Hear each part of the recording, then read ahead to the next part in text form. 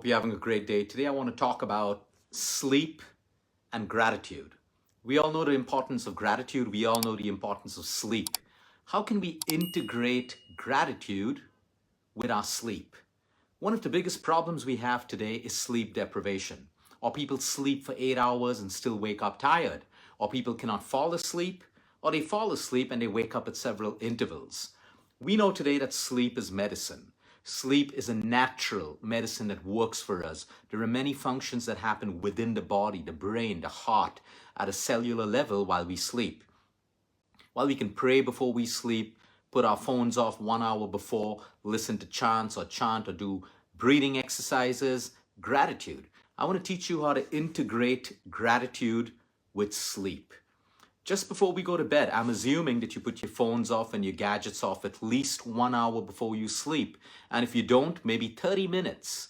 And in that 30 minutes, when all of your gadgets are off, this is when you calm down. You try to take a couple of deep breaths to calm down, and then you fall asleep to gratitude. This has been working with a lot of our clients all over the world. Sometimes chamomile tea doesn't work. Sometimes deep breathing doesn't work. You know, people try different things, but they don't have to work. Sometimes deep breathing doesn't work for me if I'm jet lagged. Sometimes reading a book doesn't work for me. But the practice of gratitude, now I'm not talking about the general practice where we take out a journal and we just start to write the top 3 things that we are grateful for. We're going to fall asleep with gratitude, and this is how you do it, a very simple technique. So as you get into bed, and remember, try to keep your room as dark as possible, because the more darkness you can create in your room, the better it is for your melatonin levels. That stimulates the production of melatonin that'll help you to sleep. So now I'm assuming you've got into bed, not now, but when you get into bed tonight, okay, you're all comfortable, you close your eyes, you can take a couple of deep breaths. And now I want you to think of 1, 2, 3, 4, 5. It's up to you. It doesn't have to be things that you're grateful for today. If it is, so be it. It could be anything that comes into your mind and into your heart.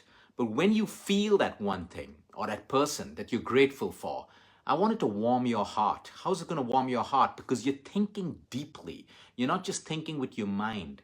You're thinking with your heart. You're actually thinking with your mind, but you're feeling with your heart. As your heart warms up, you're thinking of what you're grateful for. That person, that thing, that event, something kind that you did for someone and how it made you feel, whatever it is. Maybe you got a new home, you got a new job, you got a compliment from someone, you got love in your life that's making you feel grateful. But everything that you feel grateful for warms your heart more and more. And I want you to don't try to fall asleep. You should fall asleep automatically with this warmth in your heart. Now you would say, how is it possible? I'll tell you how it's possible scientifically.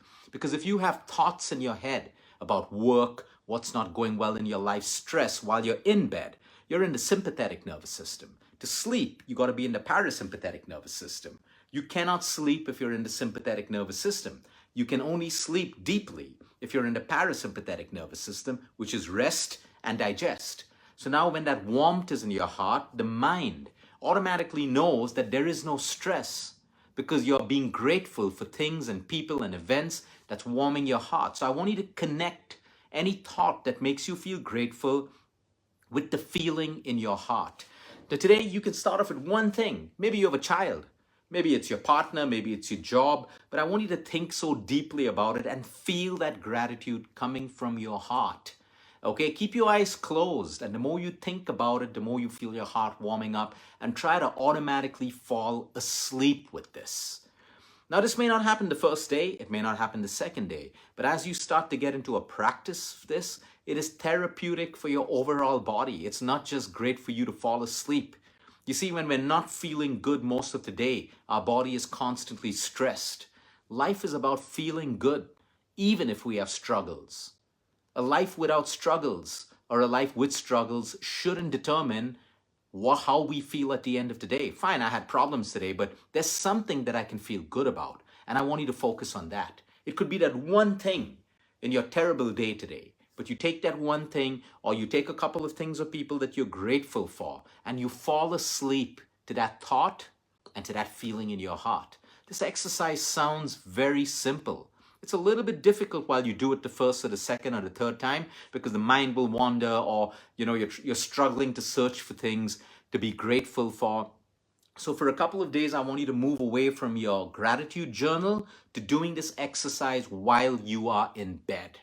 While you are in bed. Now, let's say you can't be grateful or you're struggling. At least take some memories that you have, that the moment you think about those memories, it warms your heart. And just keep thinking about those memories while it warms your heart. And try to fall asleep. Don't try to fall asleep. Sleep. You should never try to sleep. The more you try to sleep, the more elusive it's going to get.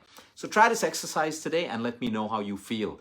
It's integrating gratitude with sleep. So once you're done with your prayers, your deep breathing, your reading, whatever it is, you're going to get into bed and you're going to start thinking deeply of all the things, or one thing or a person that makes you feel grateful, and you're going to think and feel it in your heart. And you're going to try to hold on to that feeling in your heart, and you're going to sleep. You're going to sleep deeply, and you're going to measure how you wake up in the morning. How do you measure how you wake up in the morning? One simple question. How do I feel when I wake up? Do I feel tired? Do I feel sleep deprived? Do I feel like I need more sleep? Or am I feel rested? You may not jump out of bed with energy, but I feel I'm ready to start the day. Try this exercise and let me know how it works for you. Until next time, eat smart, move more, sleep right, breathe deep, and remember, you care is all about you.